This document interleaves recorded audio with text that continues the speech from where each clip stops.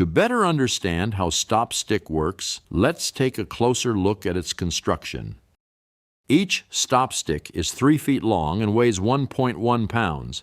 It is comprised of 36 coated hardened steel quills.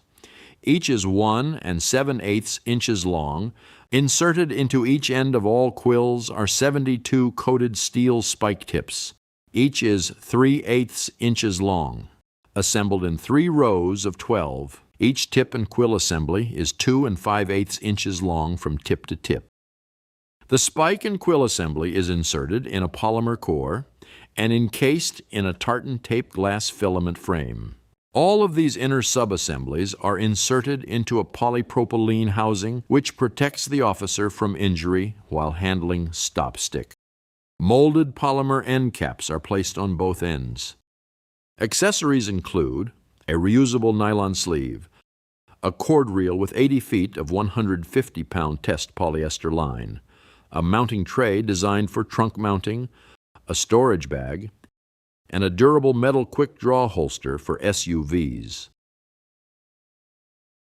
2 warning labels appear on each stop stick.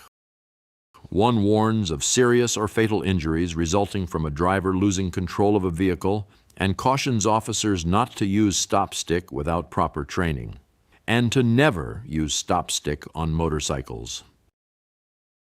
The second label reminds officers that stop stick contains sharp spikes, and that they should never bend stop sticks or push spikes through the housing, and never attempt to repair, dismantle, or open a stop stick.